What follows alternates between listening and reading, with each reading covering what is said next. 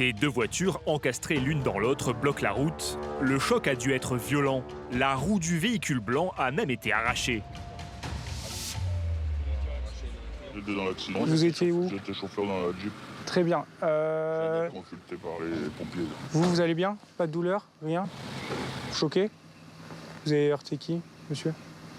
C'est qui que vous avez heurté? Vous connaissez ou pas du tout? Pour moi, c'est eux qui m'ont heurté, c'est pas... D'accord. Je vous laisse avec mon collègue, il va vous faire souffler, il va prendre votre identité. Malgré l'impact, ce premier conducteur tient sur ses deux jambes. Même chose pour la jeune femme qui arrivait en face. Je vous laisse souffler, ça va? Alors, pas de panique, ça va bien se passer, c'est juste un souffle long et continu. Dès que vous entendez clac, vous arrêtez. Testés, les deux conducteurs sont négatifs à l'alcoolémie comme aux stupéfiants. Pierre-Baptiste tente d'en apprendre plus auprès du passager de la jeune femme. C'est son frère, pris en charge par les pompiers. En fait, on roulait, et puis en fait, on n'a pas vu la voiture qui arrive en face, du coup on a tout pilé, puis en fait, on était tourné en tout droit. D'accord. Qu'est-ce qui s'est passé? Pourquoi vous ne l'avez pas vu? Tu sais pas? Non, on n'arrivait pas si vite que ça, on était... Tu sais vers combien à rouler? 60. C'est pas énorme. Ok, merci. Le jeune homme est lui aussi très choqué, mais indemne. La question désormais pour Pierre-Baptiste, comment ces deux voitures ont-elles pu se percuter à grande vitesse?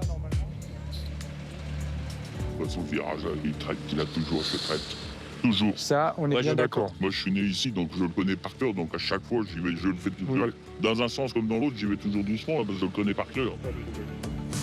Un passage étroit où la visibilité est difficile. Mais alors, que s'est-il passé? L'homme, un agriculteur qui arrivait en face des jeunes, a sa petite idée. C'était drôle. Ah bah oui, ça fait un peu drôle. Hein. Ça surprend quand même. Et là, du coup, la route, elle est pas large. Ah non, puis en face, ça venait. Hein. Ça venait vite en face. Très vite. Il passe à la place. Donc, moi, j'ai déjà anticipé, je m'étais déjà garé sur la bienne parce que je dis ça va pas passer, il y a pas quelque chose. Et puis, bah, ça l'a pas fait. Et ça va, vous avez... Ouais, voilà, c'est la ceinture qui me fait mal. J'ai une bosse à la tête, mais ça y est, ça va mieux. Puis le cou, ça y est. De toute façon, j'ai du boulot, mais je peux pas me permettre d'aller à l'hôpital. Selon lui, l'autre voiture roulait trop vite. Mais la jeune femme évoque une autre raison à l'accident. C'est la première fois de ma vie que je perds le contrôle comme ça sur une voiture. Là, j'ai rien vu venir. J'ai arrivé là-bas, je dis à mon frère, ça fait 2 jours que j'ai la voiture, je roule tranquille parce que je la connais pas. Donc on était à 50, tranquillement, on roule. Et là, je vois une voiture, donc je me rabat sur le ciment, j'appuie sur le frein et là, la voiture, elle est... D'accord, donc... Regarde, c'est là, là. Ah bah oui, tout là à voir. Ouais, vous avez glissé. Ah oui, et du coup, j'ai pas compris pourquoi j'ai perdu le contrôle. Et tout à l'heure, ils me disent, mais regarde, il y a plein de gasoil partout. Du coup, je comprends mieux pourquoi j'ai perdu le contrôle. Cette longue traînée d'huile ou d'essence pourrait être à l'origine du carambolage. Une vraie patinoire sur 50 mètres. Un freinage brusque là-dessus et c'est la perte de contrôle. Je suis pas garagiste ou quoi que ce soit, donc je pourrais pas l'affirmer. On sent que ça glisse. Sur l'ensemble de la descente, plus on descend, moins il y a de grippe. Donc pour moi, là, c'est vraiment un accident. C'est pas les personnes qui sont en cause, mais vraiment plus la route. Et effectivement, la chose a fait qu'ils se sont heurtés et ont cogné. Difficile de savoir qui est vraiment en tort. Reste une énorme frayeur, notamment du côté des parents des jeunes, arrivés en même temps que les gendarmes.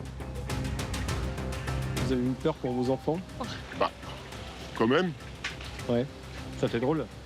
Oui, surtout quand ils n'arrivent pas à nous joindre et puis qu'on a juste un coup de fil, un message en disant la position, accident. Dès l'instant du choc, la montre connectée de la jeune femme a sonné l'alerte. En fait, dès que j'ai cogné, dès que ça a fait boum, ma montre, elle a appelé tout le monde. Et il y a tout le monde qui m'a appelé. J'ai dit, c'est rien, c'est rien, c'est rien. C'est vrai qu'ici, il faut faire attention. Les routes, elles sont super étroites. Et puis voilà, quoi, en fait. Des fois, je leur dis, mais ils m'écoutent pas. Ils m'écoutent pas. C'est les jeunes. Ça va leur servir de leçon? C'est ça. Ah bah oui, parce qu'elle m'a dit, je reconduis pas. Voilà, donc c'est très bien. Déjà, c'est pas de blessé, c'est parfait. Et là, ça va lui servir de leçon. Et son frère aussi, ça va lui faire du bien. Pas de blessés, mais un accident de plus dans le département. Un tous les 2 jours en moyenne en 2024. Si tous les accidents pouvaient être comme ça serait, on va dire, royal. On ne souhaite pas d'avoir d'accident, mais C'est les meilleurs accidents quand il n'y a pas de blessés ni de mort. Là, on s'en tire pas trop mal. Je pense qu'on a eu de la chance et les gens peuvent aller brûler un cierge ou je ne sais quoi en fonction de leurs croyances. Mais ouais, là, ils ont eu pas mal de chance. Avant de repartir, les gendarmes s'assurent que la chaussée glissante est nettoyée. Pour dégager les épaves de la route, faute de dépanneuse, c'est un peu le système D. Et ben, du coup, il y a une des assurances d'un des partis civils qui a refusé de venir, qui leur a dit qu'il n'y avait pas de plateau disponible, donc ils devaient se débrouiller. Et ben, du coup, ils tirent avec leur tracteur. C'est assez fréquent dans nos campagnes, on va dire, mais voilà. Ils sont des brouillards. Ils sont des brouillards. Ils débarrassent la route comme ils peuvent, et le tracteur, et ils sont agriculteurs, donc ben voilà. C'est incroyable. Il n'y a qu'ici qu'on voit ce genre de truc. À la brigade motorisée de Mortagne-au-Perche, le lendemain, nous retrouvons Marc.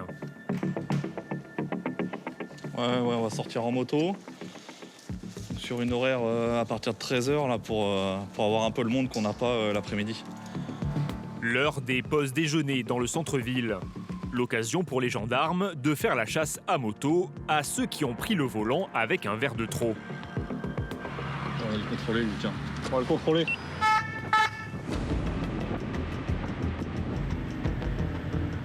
Procéder à un dépistage de l'alcool et stupéfiants. Est-ce qu'il y a une consommation récemment ou pas? Non? Descendez du véhicule, s'il vous plaît. Ce jeune homme n'a pas bu d'alcool avant de prendre la route, mais il avoue aux gendarmes consommer des stupéfiants. Problème, c'est interdit au volant et ça lui coûte son permis. Ouais, donc là, vous êtes positif au test. Donc on va faire une rétention de votre permis de conduire, même si vous ne l'avez pas sur vous. D'accord? Et vous n'aurez pas le droit de conduire pendant 120 heures. Je peux rentrer chez moi, payer la voiture. Ah non, là, vous ne pouvez plus conduire. Là, vous êtes positif, vous ne pouvez plus conduire. Le jeune homme risque de perdre 6 points et de payer 4 500 € d'amende. Comme il n'a plus qu'un point sur son permis, la sanction a du mal à passer. Moi, je comprends pas pourquoi maintenant vous faites des trucs qui remontent jusqu'à une semaine. C'est quoi le projet en fait? C'est un business? Mais écoutez, moi je suis gendarme, je suis pas... Non, mais avant, Ouais. le test c'était très long. Ben voilà, on a aussi. Mais nos tests, c'est toujours pareil, hein, c'est les mêmes qu'avant. Hein. Et je vais vous dire, ceux-là, ils sont même plus en faveur du consommateur. Hein. Malgré le dépistage des stupéfiants positifs, le jeune conducteur crie à l'injustice. Je suis complètement maître de moi-même. Ah mais ça, je dis pas le contraire. Moi, j'ai un test qui est positif. Après, je dis pas que vous êtes pas bien, hein, je vois bien comment vous êtes, mais ça fonctionne pas comme ça.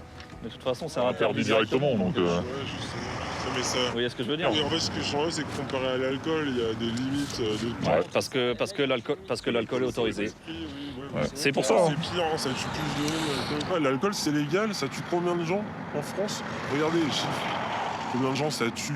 Et ça, c'est légal, ok. Le cannabis, regardez combien de gens ça tue. Un prélèvement envoyé en laboratoire dira ou non si le jeune homme avait le droit de prendre le volant aujourd'hui. Je comprends votre embarras.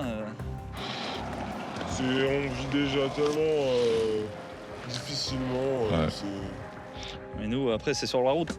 Que vous consommiez, bon après, vous n'avez pas le droit, mais à la limite... Si on me ouais. dit, je fais attention. Une conduite sous stupéfiant qui aurait pu lui coûter beaucoup plus cher. En cas d'accident, son assurance peut, par exemple, refuser de prendre en charge la facture des dégâts. Marc le sait, parlementer ne sert à rien.